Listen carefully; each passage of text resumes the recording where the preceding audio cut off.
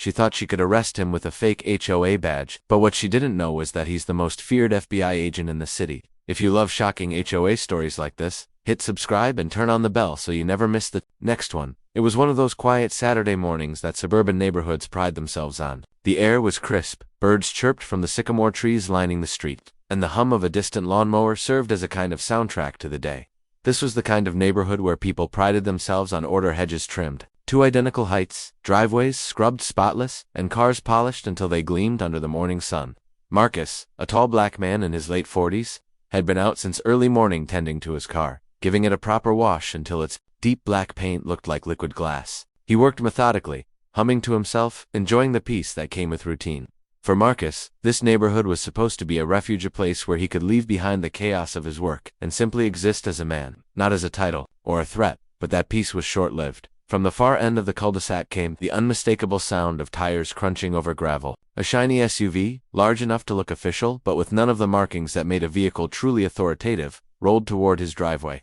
Its yellow hazard lights blinked in a pattern that mimicked police flashers but lacked their urgency. The SUV pulled to a dramatic halt right in front of Marcus's house, its engine rumbling before being cut off. Marcus straightened, wiping his hands on a rag, watching with a raised brow. Something told him this wasn't a friendly neighbor coming to borrow sugar. He was right. The driver's door swung open, and out stepped a woman with all the theater of someone stepping onto a stage. She looked to be about 50, her blonde hair set in curls so tight they barely moved as the wind brushed through the street. Her lipstick was painted in a crimson shade that clashed against her pale skin, bold and harsh in the morning light. The rest of her outfit was no less dramatic. She wore a snug chocolate-colored dress that looked more suited for a cocktail party than a suburban patrol. On her shoulder, she carried a bulky, outdated-looking radio, the kind you might find at a yard sale, its antenna bent, but the piece de resistance was the shiny, oversized plastic badge clipped to her belt. The letters stamped across it were impossible to miss. HOA Police. Marcus almost laughed out loud.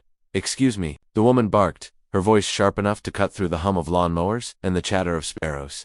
She pointed at Marcus as though she'd just caught him red-handed in a crime spree. "You're in violation of neighborhood regulations. I'm here to place you under arrest." The words hung in the air, so absurd that Marcus had to blink twice to make sure he'd heard correctly. Arrest by the HOA police. He tilted his head slightly, a half-smirk forming at the corner of his mouth. It wasn't the first time he'd encountered overzealous HOA board members with inflated egos. But this was new, an actual performance, complete with props. He glanced at the badge again, noting the cheap plastic sheen that gleamed under the sun. It looked like something a child might wear on Halloween. The radio, too, seemed little more than decoration, a prop to sell the illusion of authority. But what struck Marcus most was not the ridiculousness of her costume, it was the way she carried herself. Her shoulders were square, her chin jutted out, and her eyes glimmered with the smugness of someone who believed she had absolute control over the lives of those around her. She moved as though the entire street were her stage. Her performance? For the neighbors hidden behind curtains and blinds? Marcus said nothing at first. He simply watched, rag in hand, leaning casually against his freshly washed car. In his line of work, he had learned long ago that silence could be more powerful than confrontation. People, especially arrogant people, often revealed their true intentions when given enough rope to talk, so he waited, curious to see just how far this woman was willing to take her charade. The woman mistook his silence for intimidation, and her confidence swelled. She took a few sharp steps forward, heels clacking against the pavement with each stride. The sound echoed unnaturally in the quiet cul-de-sac, drawing attention from behind curtains. Already, a few blinds shifted, and silhouettes appeared in windows. Neighbors were watching. That, Marcus realized, was probably her entire gallant audience for her performance. "You've broken several community rules," she declared, her voice booming as though she were delivering a verdict in court. "Parking your car on the street overnight, watering your lawn outside of the approved schedule, and hosting suspicious gatherings." She dragged out the last accusation, as if she were uncovering a scandal fit for the evening news. Her finger jabbed the air with each charge, her crimson lipstick pulling into a self-satisfied smile. Marcus raised an eyebrow, suppressing the chuckle that threatened to escape his chest. He had parked in his driveway, not on the street. His lawn was pristine, cut so neatly it could have been in a landscaping magazine, and as for suspicious gatherings, the only gathering he'd hosted recently was a barbecue for his nephew's birthday. Still, he said nothing. The woman reached for her belt, unclipping a pair of shiny handcuffs. Only, they weren't police-grade steels, they were the cheap kind, with a toy key, the ones kids used in playsets. Yet she brandished them as though they were the real thing, her hand trembling slightly with the excitement of her own performance. Marcus leaned back against his car, arms folding across his chest, his smirk widening just enough to reveal amusement. An HOA police force. The very idea was laughable, but he kept quiet because he knew something she didn't, and that his knowledge would change everything. The woman strutted forward like a soldier marching onto a battlefield, every step punctuated by the sharp clack of her heels against the pavement. The sound cut through the suburban quiet, each echo announcing her authority, or at least, the authority she believed she had. She came to a halt directly in front of Marcus, her chin tilted upward, her perfume heavy in the morning air. Without hesitation, she jabbed her finger into his chest, a bold move that made the neighbors gasp softly from behind their curtains. "You've broken several community rules," she declared, her tone shrill with self-importance. The finger stayed pressed against Marcus's chest as though she were physically pinning him in place. Her crimson lips curved into a smirk, as though she had finally cornered her prey. "Parking your car on the street overnight, watering your lawn outside of the approved schedule, and hosting," she dragged out the pause like an actor delivering the climax of a monologue, "suspicious gatherings." She delivered the final accusation as though she had just uncovered a scandal that would bring Marcus to his knees. Marcus didn't flinch. He didn't even blink. He simply stared at her, his eyes calm, steady, unbothered by the dramatics unfolding in front of him. But the neighborhood was alive with whispers. Blinds shifted quietly, silhouettes hovered at windows, and a few braver residents cracked their doors just enough to peek out. A couple of teenagers across the street weren't as discreet. They lifted their phones, recording the entire exchange, giggling as if they were watching a live episode of some reality show. The woman, feeding off the attention, straightened her back and flashed her badge again. The cheap plastic gleamed in the sunlight, catching just enough reflection to mimic legitimacy if one didn't look too closely. She held it high, her hand trembling slightly with adrenaline, as if the object itself transformed her into an enforcer of law. "This is an official order from the Homeowners Association Police Division," she announced, her voice booming as if she were standing in a courtroom instead of a cul-de-sac. "You're coming with me?" Marcus tilted his head, a single eyebrow raised, his arms crossed over his chest with slow deliberation, the kind of move that conveyed patience but also a deep, quiet warning. His expression held no fear, only faint amusement, the way a parent might look at a child caught wearing their shoes and pretending to be an adult. "And where exactly?" Marcus asked, his voice low, measured, carrying a weight that silenced the whispers for a moment. "Are you planning to take me?" The question threw her off for only a second, but pride wouldn't let her falter. She snapped her fingers toward the SUV she'd driven in, her crimson nails catching the light. "To the HOA headquarters," she shot back confidently, "where violators like you face consequences." The way she said it, consequences, was meant to intimidate, but it only deepened the absurdity. Marcus almost let a laugh escape, but he held it in, letting the silence press against her words. She leaned in closer, lowering her voice now as though trying to sound menacing. "Don't make this harder than it needs to be." And that was at the breaking point. The performance, the cheap badge, the ridiculous accusations, it had gone too far. Marcus let out a soft, incredulous chuckle, shaking his head. It was the kind of laugh that wasn't born out of amusement but out of disbelief. The laugh of someone who had seen real threats, real power, and couldn't believe this woman thought she belonged in that category. But she wasn't laughing. Her eyes narrowed. She reached down to her belt with dramatic flair and pulled out a pair of shiny, metallic handcuffs. Gasps rose from the crowd. The sound was almost collective, neighbors audibly reacting as the cuffs glinted in the sun. But Marcus didn't miss the detail others might have overlooked. The handcuffs weren't police-grade steel, not even close. They were flimsy, the cheap kind that came in a costume store set, complete with a plastic key. They rattled loosely in her hand, more toy than tool, but she held them with the seriousness of a judge delivering a sentence. "Put your hands behind your back," she demanded, her voice trembling slightly now, though whether from nerves or excitement it was hard to tell. "Do it now, or I'll add resisting arrest to your list of violations." Marcus slowly straightened, his body language shifting from casual to something sharper. Gone was the relaxed posture of a man leaning against his car, his shoulders squared, his chest lifted, and his eyes darkened into something colder, harder. The air changed. It wasn't obvious at first, but those watching closely felt it. The calm, quiet man who had tolerated her little play-acting was gone. What stood in his place was someone different, someone heavier, more commanding. Even the teenagers across the street lowered their phones slightly, sensing something powerful vibrating in the silence. Marcus's presence alone was enough to make people second-guess themselves, to make even the boldest individuals question their choices. He didn't raise his voice, he didn't make any sudden movements, but everything about him, the set of his jaw, the fire in his eyes, the sheer gravity of his stance, spoke louder than words ever could. The woman noticed. Her hand shook as she held the toy cuffs, her bravado flickering like a candle in the wind. For the first time, doubt crept into her expression. Marcus took a single step forward, closing the distance just slightly, and that step carried with it a silent message. "Enough was enough, ma'am," Marcus said firmly, his voice rolling out across the cul-de-sac like thunder, rumbling in the distance. It wasn't a shout. It didn't need to be. His tone alone carried a weight that made even the teenagers filming from across the street lower their phones an inch. "You're impersonating an officer. That's a federal crime." The words hit like a brick against glass. For a moment, the woman froze mid-motion, her grip on the toy handcuffs trembling ever so slightly. Her crimson lips parted, a flicker of doubt darting across her eyes. It was there and gone in an instant, quickly smothered by the mask of arrogance she wore. So tightly, she sneered, tossing her curls with exaggerated disdain. "You think you can scare me?" she spat, though her voice cracked at the edges. "I know my rights. I am the law in this neighborhood." The audacity of the statement made the crowd stir. Neighbors exchanged looks from behind their curtains, a mix of disbelief and curiosity. Some leaned closer to their windows, others pressed record harder on their phones, unwilling to miss what was clearly spiraling into something extraordinary. The drama had turned from laughable to chilling. Marcus didn't flinch. He didn't blink. He simply sighed, a deep, weary sound that carried the weight of a man who had seen far too much foolishness in his life. Slowly, deliberately, he reached into his pocket. The motion was calm, practiced, like someone who knew every eye was on him and wanted them to feel every second of suspense. Out came a leather badge holder. Plain but unmistakable. Marcus flipped it open with a flick of his thumb, and the sunlight caught on polished gold. The letters shone like a brand seared into the morning air. Federal Bureau of Investigation. The reaction was instant. Neighbors gasped, louder than before. Curtains fluttered as people leaned in closer, trying to see the badge for themselves.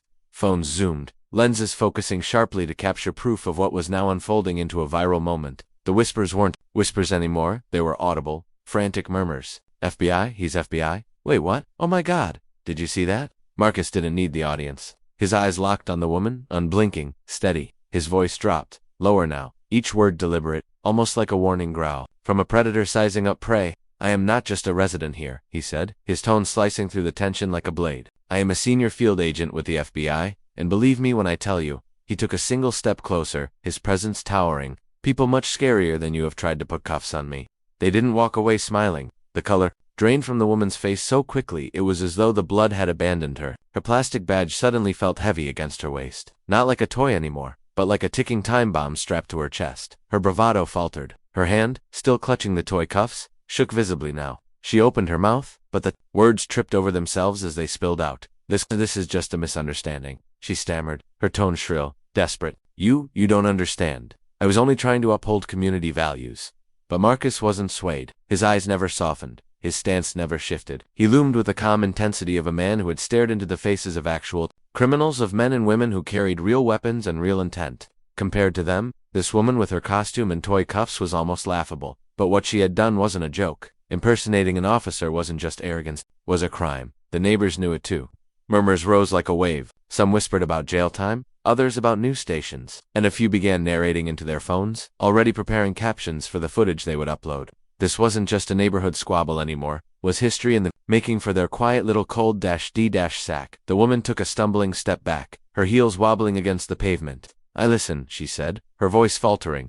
"I didn't mean it like that. I wasn't impersonating. This is just a role, that's all. A neighborhood enforcement role. A parody. Yes, that's what this is. A parody." Marcus didn't move closer, but somehow his presence pressed in on her, heavy and suffocating. "A parody," he repeated, his tone dripping with disbelief. "You stood in my driveway. You jabbed your finger in my chest. You threatened unlawful arrest in front of witnesses. You pulled out those," he gestured to the toy cuffs, still trembling in her hand, "and tried to put me in them. Tell me, ma'am, where's the parody in that?" Her mouth opened, but no sound came out. She glanced wildly at the neighbors, hoping for support, but all she saw were phones pointed at her, eyes wide, faces alight with anticipation. She was alone on that stage now, and the performance had backfired spectacularly. Marcus snapped his badge closed with a sharp, final sound, slipping it back into his pocket. The action was small, but it resonated like the closing of a cell door. His eyes narrowed, his jaw set. "This isn't a misunderstanding," he said, voice like steel. "This is a federal matter." The words sank into her like weights dragging her down into deep water. For the first time, the smug confidence that had carried her into this confrontation evaporated completely. All that remained was fear, the kind that came when someone finally realized they were in far, far over there. Head Marcus took a slow step forward, his frame towering over her like a shadow stretching across the pavement. The air seemed to thicken, and suddenly, what had started as a laughable HOA spat no longer felt like neighborhood drama. The tension was real, now sharp, electric, dangerous. The neighbors, who had been smirking behind their blinds moments before, now stared with wide eyes. Phones trembled slightly in their hands as they kept recording. not wanting to miss a single second of what was unfolding. "You came here impersonating law enforcement," Marcus said, his voice steady but heavy with authority. His words struck like gavel blows in a courtroom. "You threatened to unlawfully detain a citizen. Do you realize the penalties for that?" Each word seemed to hang in the air, and the woman, her carefully painted crimson lips twitching, looked like she'd been slapped. Her eyes darted nervously between Marcus and the gathering audience. Her bravado was crumbling before everyone's eyes. She tried to recover, forcing a laugh that sounded more like a hiccup. She waved her hand dismissively, as though trying to brush the entire encounter aside. "Oh, come on. It was just a neighborhood joke. You know, a role play. A little fun to keep people in line. Don't take it so seriously." But Marcus wasn't smiling. His expression didn't soften. If anything, his eyes darkened, his jaw tightening as he studied her like a hawk circling prey. The calm amusement he had worn earlier was gone, replaced by something colder, sharper. He had let her play her little game long enough. Now, the time for games was over. Without breaking eye contact, Marcus reached into his pocket and pulled out his phone. His fingers moved with precision, punching in a number with the ease of someone who had done this countless times before. He lifted the phone to his ear, his voice cutting through the silence with a tone so calm it was chilling. "This is Agent Marcus," he said. Even though he spoke evenly, the authority in his voice was undeniable. "I have a woman here impersonating an officer, attempting unlawful arrest. Send a unit." The crowd erupted in a collective gasp. The words "send a unit" spread like wildfire across the cul-de-sac. Neighbors exchanged frantic whispers. The teenagers filming whispered excitedly to each other, and even the most skeptical onlookers now leaned closer, holding their breath.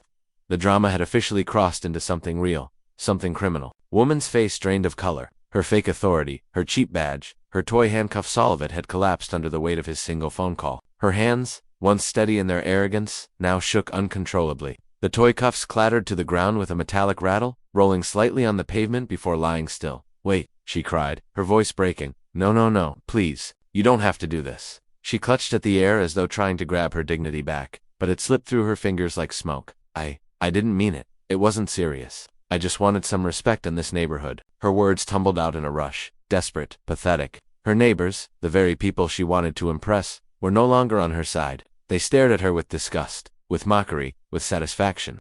Some even chuckled under their breath, their cameras capturing her downfall. Marcus studied her for a long moment, the silence stretching painfully. His gaze was heavy, unflinching, the gaze of a man who had faced hardened criminals and terrorists and never flinched. Compared to them, she was nothing more than a child caught playing dress-up. And yet, what she had done carried consequences she couldn't laugh away. Finally, he spoke, his voice low but sharp enough to slice through her pleading. "Respect isn't taken by force," he said. The words hit her harder than any handcuffs ever could. "It's earned in you." He paused, letting the weight of his silence sink in. "Chose the wrong man to mess with today." The words rolled across the cul-de-sac like thunder. The neighbors murmured in agreement, some nodding, others whispering into their phones as they live-streamed the scene. The woman shrank back, her hands twisting nervously in front of her, her shoulders curling inward as if she could make herself disappear. For the first time, she looked truly small. Her chocolate-colored dress, once worn with pride, now seemed out of place, ridiculous, like a costume exposed under harsh lights. Her blonde curls, perfect when she stepped out of the SUV, now trembled slightly as her body shook. She was no longer the self-proclaimed law of the neighborhood. She was simply a fraud, exposed in front of everyone she had sought to control. Marcus slipped his phone back into his pocket, his calm demeanor never faltering. He didn't gloat, he didn't raise his voice. He didn't need to. His authority was undeniable, and the silence that followed was proof enough that everyone in the cul-de-sac now understood who he really was. The woman swallowed hard, her eyes darting toward the SUV she had arrived in, as if she were calculating whether she could make a run for it before the real police showed up. But Marcus didn't move, and something in his presence told her that even if she tried, she wouldn't make it far. Behind her, one of the teenagers whispered just loud enough for the crowd to hear, "She picked the wrong guy." The statement earned a ripple of laughter, sharp and cruel, that only deepened her humiliation. She opened her mouth again, desperate to salvage anything, but Marcus raised a hand just slightly in. She stopped mid-sentence, silenced by the gesture alone. Message was clear. Her performance was over. Within minutes, real police cruisers rolled into the cul-de-sac. Officers stepped out, quickly surrounding the woman. They confiscated her fake badge, radio, and cuffs. Neighbors filmed every second as she pleaded, "I didn't mean it. I swear I didn't mean it." But Marcus remained calm, standing tall as the officers led her away. To the neighbors, he was no longer just the man who lived on the corner. He was the most feared FBI agent in the city, someone who had stared down real criminals and didn't flinch in the face of danger. As the crowd dispersed, one neighbor walked up to Marcus and whispered, "I always knew you weren't an ordinary guy." Marcus chuckled softly. "Ordinary? Not exactly. but I do like to keep my lawn ordinary. The neighborhood would never forget that day today. A fake HOA police officer tried to arrest the wrong man, and instead exposed herself to the entire block. And for Marcus, he didn't need to prove who he was. His silence, his presence, and his badge spoke louder than any HOA threat ever could.